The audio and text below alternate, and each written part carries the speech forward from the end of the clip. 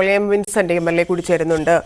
Shri Vincent, ഈ മന്ത്രിസഭാ രൂപീകരണ സമയത്ത് തുടക്കത്തിൽ തന്നെ ഇത്തരത്തിലുള്ള ചെറിയ ചെറിയ പ്രശ്നങ്ങൾ ഉണ്ടായിരുന്നു. അതിനുശേഷം വീണ്ടും ഇപ്പോൾ രണ്ടാം ടേമിൽ അടുത്ത ആള് കയറുമ്പോൾ അപ്പോൾ തന്നെ ഇത്തരം വിവാദ പരാമർശങ്ങൾ നടത്തുകയും അത് മന്ത്രിസഭയ്ക്ക് തന്നെ നാണക്കേടുണ്ടാക്കുന്ന രീതിയിലേക്ക്, രണ്ട് പാർട്ടിയിലെ മന്ത്രിമാരാണെങ്കിൽ കൂടി മുന്നണിക്ക് വലിയ ബുദ്ധിമുട്ടുണ്ടാക്കുന്ന രീതിയിലേക്ക് വളർത്തിക്കൊണ്ടുവന്നു. എന്തുകൊണ്ട് മുന്നണി ഇല്ലെങ്കിൽ നേതൃത്വത്തിൽ ഇരിക്കുന്ന ആളുകൾ തുടക്കത്തിലെ ഇത് തടഞ്ഞില്ല? ഇത്രയും ദിവസം ഇത് നടന്നു, ഇപ്പോഴാണ് കൂടുതൽ പ്രതികരണം വേണ്ട എന്നൊരു നിർദ്ദേശത്തിലേക്ക് പോലും കടന്നിരിക്കുന്നത്.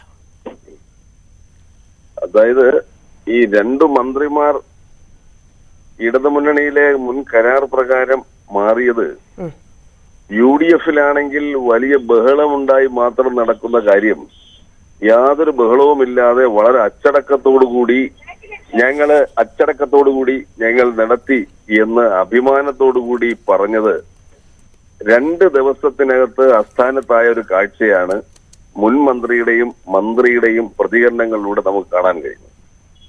ഈ സ്ഥാനമാറ്റം മന്ത്രിമാർ രാജിവെച്ചവർക്ക് യാതൊരു തരത്തിലും അവർ സംതൃപ്തരല്ല, യാതൊരു തരത്തിലും അവർക്ക് യോജിക്കാൻ കഴിയില്ല എന്നതിന്റെ പ്രകടമായ ഒരു അഭിപ്രായ പ്രകടനമാണ് ഇപ്പോൾ കാണുന്നത്. അത് അവരുടെ നിലപാട് വ്യക്തമാക്കുന്നതാണ്.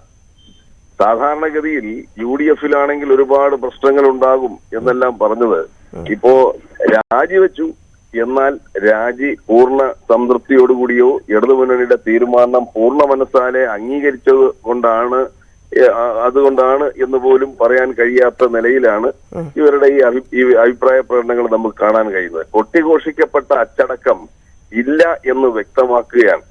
ഇടതുമുന്നണിയിൽ അവര് കൊട്ടിഘോഷിക്കൊണ്ട് നടന്ന അച്ചടക്കവും മുന്നണി ഒരു തീരുമാനമെടുത്താൽ അത് കൃത്യമായി നടപ്പിലാക്കുകയും ചെയ്യും എന്നെല്ലാം പറഞ്ഞ് അവർ ഇല്ലാത്ത ഒരു ഇത് അവരുണ്ടായിക്കൊണ്ട് വന്നു. അപ്പൊ അത് അസ്ഥാനത്തായി മാറിയിരിക്കുകയാണ്.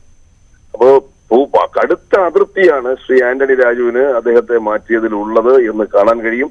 മറ്റത് ഇത്രയും കാലം ഭരിച്ചിരുന്ന ഒരു മന്ത്രിയോട് വളരെ ശക്തമായ ഒരു എതിർപ്പും അഭിപ്രായ വ്യത്യാസവും ഉണ്ടായിരുന്നു എന്നുള്ളതുമാണ് ഇപ്പോൾ കാണാൻ കഴിയുന്നത്. ചോർച്ചയുണ്ടെന്നും ചോർച്ചയില്ല എന്നും എല്ലാം പറഞ്ഞുകൊണ്ടുള്ള വാദപ്രതിവാദങ്ങൾ സ്ഥാനം നഷ്ടപ്പെട്ടതുമായി ബന്ധപ്പെട്ട് മാത്രമേ നമുക്കതിനെ കാണാൻ കഴിയുകയുള്ളൂ.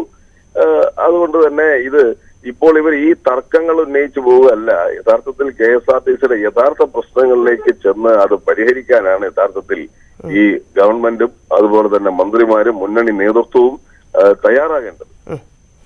ശരി, നന്ദി ശ്രീ വിൻസെന്റ് പ്രതികരിച്ചതിന്.